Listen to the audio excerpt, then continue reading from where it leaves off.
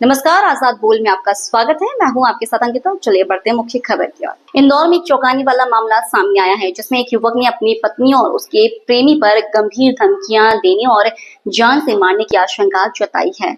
मामला तब सुर्खियों में आया जब पीड़ित पति डरा सहमा डीसीपी कार्यालय पहुंचा और रोते हुए अधिकारियों से गुहार लगाई, मेरी जान बचा लो, मैं उनके बीच नहीं आऊंगा।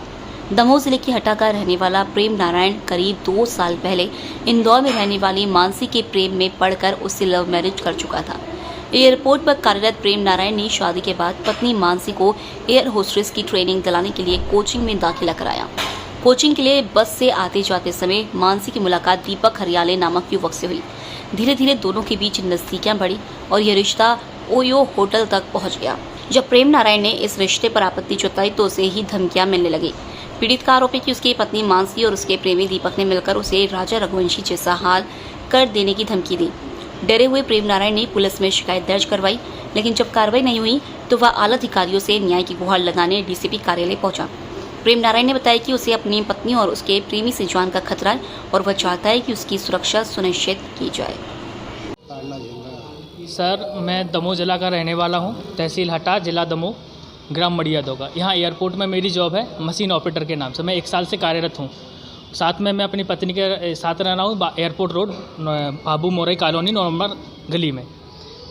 बात यह है कि मेरी बीवी को यहाँ पढ़ाई करना था और मैं जॉब कर रहा था साथ में, तो इनका मैंने air hostess D fly international में एडमिशन कराया और उनका बस से आना जाना हो गया वहाँ पे। समय के साथ ये किसी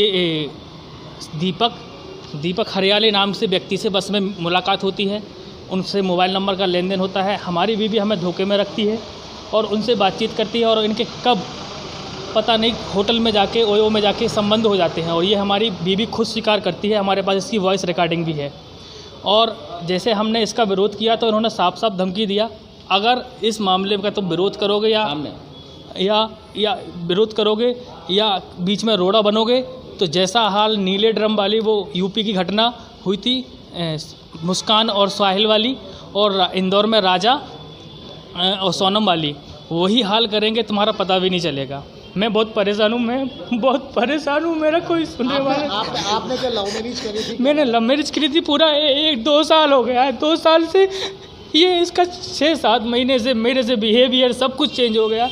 मेरी बीवी मेरे साथ इतना नोट में क्या कौन धमकी दे रहा है आपको? कौन धमकी दे रहा है? इसका जो वो है ना बॉयफ्रेंड, इसका प्रेमी, और ये मानसी खुद बोली है कि अगर शांत रहो, तुम्हें जो कुछ नहीं बोला, हम लोग मिलते हैं और हमारे संबंध भी होते हैं, सब कुछ स्वीकार कर लिया। मेरे पास इसका रिकॉर्डिंग। परिजन को मालूम है ये? मेरे परिजन को मर जाएंगे वो अगर को मालूम चले।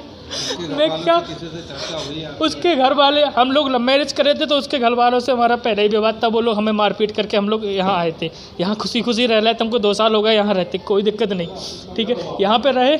फिर इसका बदलना और ये अपने बॉयफ्रेंड के साथ जाना, मैं मरने की। आपने इसकी शिकायत कहीं की है? मैं यहाँ आयब थाने में आया हूँ, मैं एरोडम थाना भी मैंने भी शिकायत की है।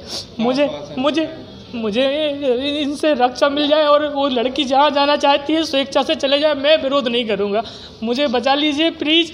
मैं, मेरा परिवार है। आप बता रहे सेव किस नाम से करा उन्होंने, ये भी बता। मेरी बीवी ने तनीषा नाम से मेरे अपने प्रेमी का नाम सेव कर घंटों बात करती थी। मैं पूछा किससे, बोले मेरी फ्रेंड है, कोई दिक्कत नहीं। फिर उसका इंस्टाग्राम पे वैशाली के नाम से उसी लड़के से बातचीत। फिर जब उसका मैंने नाम सर्च करा तो वो दीपक हरियाले करके नाम आया और घंटों बाद वीडियो कॉल यूट्यूब सब कुछ हो रहा है। अब जब होटल होके आ गया यो जैसी कंडीशन, लड़के से बात हुई तो लड़के का क्या कहना है? लड़के फ़ोन नहीं उठा रहे हैं। अब जब उनको मालूम चला कि मैं यहाँ आया हूँ। आपकी बीवी आपको धमकी दे रही मारने की? हाँ, मेरी बीवी और वो दोनों मिलके। मैं बहुत परेशान हूँ। आपका नाम बताइए। मैं प्रेम नारायण अठिया, ग्राम मड़ियादो से, दमोह जिला का रहने वाला हूँ और यहाँ इंदौर एयरपोर्ट में machine operator BBG India company में काम कर रहा हूँ।